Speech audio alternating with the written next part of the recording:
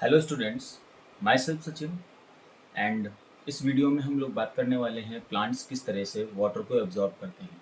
Water को absorb करने के लिए प्लांट्स के अंदर रूट्स हैं। प्लांट्स में रूट्स पाई जा रही हैं जो रूट्स यहाँ पर वाटर और मिनरल्स को सॉइल से एब्जॉर्ब करेंगी। इस मैकेनिज़्म को जानने से पहले हमें कुछ और टर्म्स के बारे में जानना होगा, जैसे active transport and passive transport. Active transport या पैसिव ट्रांसपोर्ट किसी भी माध्यम से किसी भी लिक्विड को एब्जॉर्ब करने की एक मैकेनिज़्म है, जिसमें कंसंट्रेशन, ऑस्मोटिक प्रेशर भी यहाँ पर डिपेंड करता है। या इसके अलावा अगर हम केवल प्लांट की बात करें तो प्लांट में एक्टिव ट्रांसपोर्ट और पैसिव ट्रांसपोर्ट के थ्रू वाटर को एब्जॉर्ब किया जा रहा है। तो यहाँ पर प्लांट के अंदर के जो इंटरनल फैक्टर्स हैं, जैसे कि उसके अंदर जो है ट्रांसपिरेशन रेट क्या है, प्लांट का ट्रांसपिरेशन रेट यानी कि सनलाइट, टेम्परेचर क्या है एटमॉस्फेयर का, एटमॉस्फेयर के टेम्परेचर के साथ साथ वाटर की अवेलेबिलिटी कितनी है, पानी कितना मिल पा रहा है पौधे को, ये सारी बातें यहाँ पर डिपेंड करेंगी। तो ये सारे फैक्टर्स के आधार पर यहाँ पर एक्टिव ट्रांसपोर्ट और पैसिव ट्रांसपोर्ट भी थोड़ा सा एक्टिव ट्रांसपोर्ट और पैसिव ट्रांसपोर्ट पे असर पड़ता है। अब एक्टिव ट्रांसपोर्ट और पैसिव ट्रांसपोर्ट को जानने के साथ साथ हम यहाँ पर ये जानेंगे जो ऑस्मोटिक प्रेशर है, ये ऑस्मोटिक प्रेशर कैसे वर्क करता है। तो ये सारी बातें को जानने के लिए हम यहाँ पर इस चित्र के माध्यम से समझने वाले हैं। ये चित्र आपको उसके रूट का दिखाया गया, किसी भी प्लांट के रूट का दिखाया गया, जिसमें रूट के अंदर जो रूट का थोड़ा सा पार्ट है, टीएस है, टीएस मतलब ट्रांसवर्स सेक्शन। ट्रांसवर्स सेक्शन जो है रूट का, जो कि पाथवे दिखा रहा है वाटर का, जो सॉइल से रूट तक पहुँचेगा। अब यहाँ पर रूट जो होगी, ये रूट का कंप्लीट पार्ट यहाँ पर सर्कुलर फॉर्म में पाया जाएगा। इस रूट में यहाँ पर जो इसका एक पार्ट है रूट हेयर, यानी कि इसका जो सेकेंडरी पार्ट है, रूट का सेकेंडरी पार्ट यहाँ पर रूट हेयर होगा, और वो रूट हेयर सॉइल पार्टिकल्स के साथ इन्वॉल्व होगा। सॉइल पार्टिकल में थोड़ी एयर का गैपिंग होगी और सॉइल पार्टिकल्स होंगे। इन्हीं सॉइल पार्टिकल में एयर गैपिंग के साथ यहाँ पर वाटर और मिनरल्स के ट्रेसेस पड़े होते हैं, वाटर और मिनरल्स के पार्टिकल्स पड़े होते हैं। यहाँ पर वाटर और मिनरल का कंसंट्रेशन, और इसके साथ साथ यहाँ पर जो रूट हेयर है, रूट हेयर के अंदर यहाँ पे जो सेल सैप भरा हुआ है, रूट हेयर के अंदर जो लिक्विड भरा हुआ है उसको सेल सैप बोलेंगे। ये सेल सैप का कंसंट्रेशन डिपेंड करता है। इन दोनों के कंसंट्रेशन में जिसका कंसंट्रेशन जिधर ज़्यादा होगा उधर एब्जॉर्प्शन होना शुरू होगा। मीन्स यहाँ पर अगर रूट एब्जॉर्ब कर रही है वाटर को, तो रूट हेयर में यहाँ पर इसके सेल सैप का कंसंट्रेशन ज़्यादा होगा। यानी कि यहाँ पर जो रूट हेयर है, इस रूट हेयर के अंदर भरा हुआ है सेल सैप। तो सेल सैप जो भरा हुआ है, इस सेल सैप की वजह से, सेल सैप की कंसंट्रेशन की वजह से जो वाटर है, जो सॉइल पार्टिकल्स में, वो वाटर अंदर की ओर कंसंट्रेशन की वजह से मिलना शुरू हो जाएगा, एब्जॉर्ब होना शुरू हो जाएगा। यहाँ पर इसके साथ साथ एक्टिव ट्रांसपोर्ट और पैसिव ट्रांसपोर्ट भी डिपेंड करता है। एक्टिव ट्रांसपोर्ट और पैसिव ट्रांसपोर्ट को जानेंगे, what is active transport and what is passive transport. Active transport and passive transport.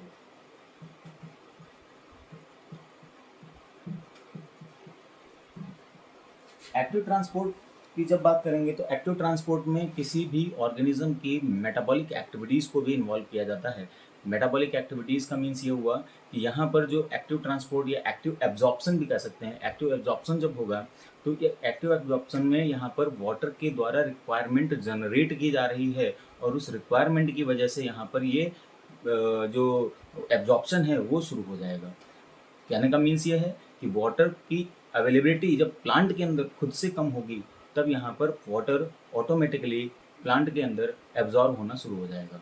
तो ये हो गया एक्टिव ट्रांसपोर्ट, जिसमें प्लांट के मेटाबॉलिक एक्टिविटीज़ को भी शामिल किया गया है और प्लांट के द्वारा कुछ एफर्ट्स भी लगाए गए हैं, प्लांट की कुछ एनर्जी खर्च हुई है। अब हम बात करते हैं पैसिव ट्रांसपोर्ट की। तो पैसिव ट्रांसपोर्ट का मीन्स ये हुआ कि पैसिव ट्रांसपोर्ट में किसी भी तरीके की मेटाबॉलिक एक्टिविटी को शामिल नहीं किया गया है, प्लांट के द्वारा किसी भी तरीके की एटीपीज या एनर्जी को खर्च नहीं किया गया है। अब ये होता कैसे है? ये होता है ट्रांसपिरेशनल पुल की वजह से। सर ये ट्रांसपिरेशनल पुल क्या है? ट्रांसपिरेशनल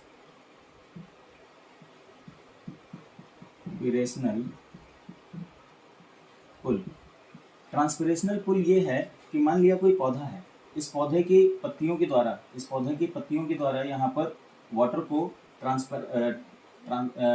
ट्रांसपोर्ट किया जा रहा है। मीन्स कि पौधे की जड़ों के द्वारा जो है यहाँ पर पानी को ऊपर खींचा गया, पानी को ऊपर खींचने के बाद बाहर का एटमॉस्फेयर जो शूट सिस्टम है उसके आसपास का जो एटमॉस्फेयर है वो बहुत ज़्यादा गर्म है।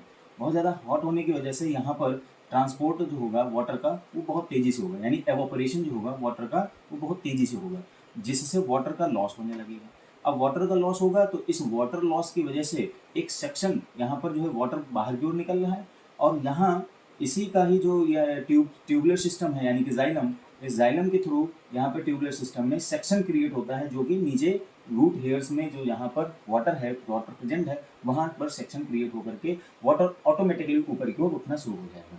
मीन्स ये कि जब कभी भी वाटर एवोपरेट होता है प्लांट के थ्रू, तो वाटर एवोपरेट होने पर यहाँ पर वाटर के एवोपरेशन से जड़ों में या रूट्स में एक प्रेशर क्रिएट होता है जिसको हम ट्रांसपिरेशनल पुल बोलेंगे, और इस ट्रांसपिरेशनल पुल की वजह से यहाँ पर वाटर ऑटोमेटिकली रूट हेयर्स के थ्रू जाइलम में पहुँचेगा, और जाइलम से पहुँच करके प्लांट के जितने भी ग्रीन पार्ट हैं उन सभी ग्रीन पार्ट तक वाटर को पहुँचाया जाएगा।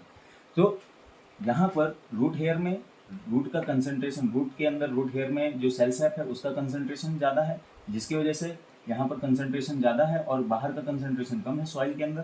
तो यहाँ पर जो जो मैकेनिज्म होगी, ये मैकेनिज्म यहाँ पर ये ऑस्मोटिक प्रेशर की वजह से ऑस्मोटिक प्रेशर को जनरेट करेगी, और इसके साथ साथ यहाँ पर डिफ्यूजन मेथड के थ्रू यहाँ पर वाटर को अंदर की ओर खींचा जा रहा है। डिफ्यूजन मेथड क्या है? डिफ्यूजन मेथड में ये होता है कि जब कभी भी सेमी परमेबल मेम्ब्रेन नहीं होगी और इसके साथ साथ यहाँ पर जब कंसंट्रेशन ज़्यादा है, उस कंसंट्रेशन ज़्यादा कंसंट्रेशन की तरफ हल्का कंसंट्रेशन एब्जॉर्ब होने लग जाता है, बढ़ने लग जाता है। इसी मैकेनिज्म को हम कहते हैं डिफ्यूजन। डिफ्यूजन का मीन्स ये हुआ कि जब सांद्र या कंसंट्रेशन ज़्यादा है तो उस तरफ डाइल्यूट यानी कि हल्के कंसंट्रेशन को हल्का कंसंट्रेशन सांद्र यानी कि कंसंट्रेटेड मीडियम की तरफ जाना शुरू कर देगा।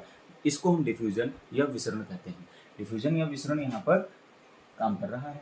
अब ये डिफ्यूजन या विसरण माध्यम के थ्रू यहाँ पर वाटर प्लांट की दूसरी सेल्स में पहुंचेगा। दूसरी सेल्स जैसे यहाँ पर ये इसको कॉर्टेक्स बोलेंगे, कॉर्टेक्स के बाद फिर यहाँ पर एंडोडर्मिस, और एंडोडर्मिस के बाद पेरिसाइकिल से होते हुए ये वाटर पहुंचता है जाइलम तक। और ये जाइलम तक जब वाटर पहुंच जाता है तो जाइलम से फिर ये जाइलम सारी की सारी जाइलम सेल्स, ये जाइलम टिश्यूज ऊपर की ओर प्लांट में जितने भी ग्रीन पार्ट है वहाँ पर वाटर को भेजना शुरू कर देते हैं। इसी तरह में यहाँ पर पानी को खींचने के लिए, वाटर को खींचने के लिए पैसिव ट्रांसपोर्ट भी साथ में काम कर रहा था।